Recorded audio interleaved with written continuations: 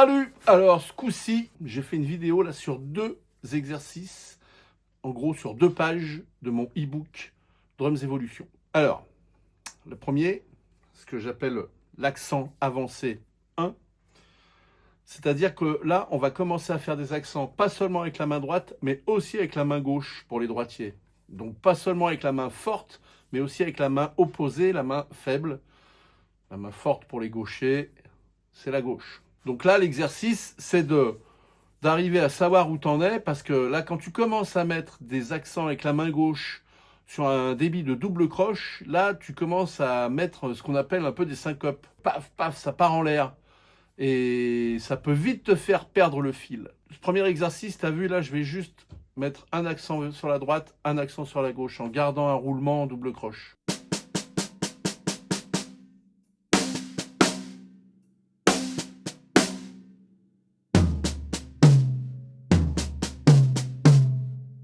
Après, une fois que je suis à l'aise avec l'accent à droite puis à gauche, je vais essayer d'insister un peu pour vraiment me mettre en route et travailler mon accentuation droite et gauche en gardant mes notes pianissimo basses, pas fortes, en roulement sur la caisse claire.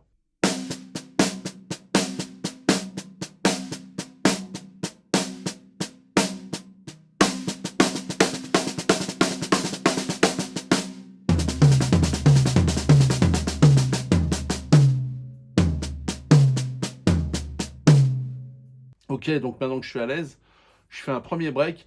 Pour moi, celui-là, il est pas mal parce qu'il y a 2 accents à gauche, il y a un premier accent à droite sur le temps, 2 accents à gauche, puis on retombe sur un 3e accent à droite, et là, on retombe sur le 3e temps.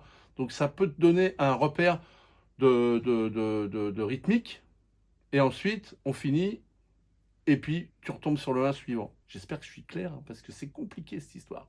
Ok, donc regarde, ça fait ça.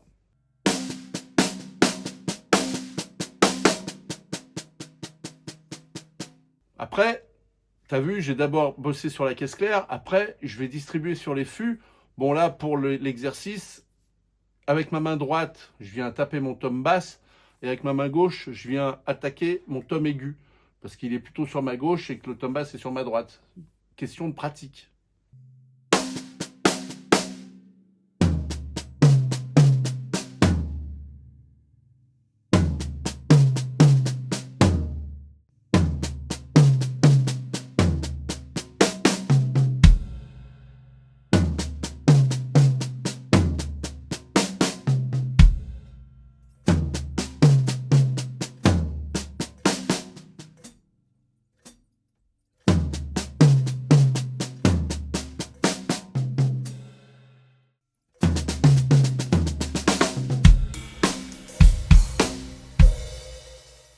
Bon, voilà pour ce premier break.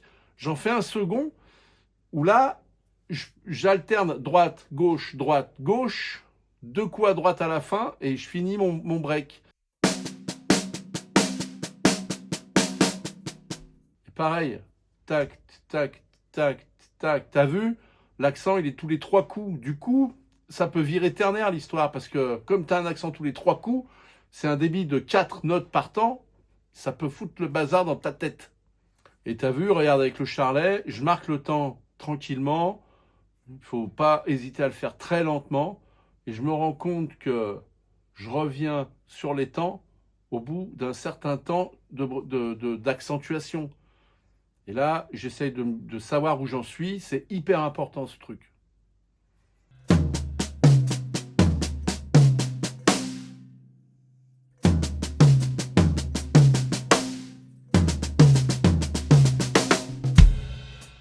Donc ces 2 exercices, ils sont assez importants parce que du coup, eh ben, ça me fait bien travailler mes accentuations droite-gauche avec les coups en l'air à gauche.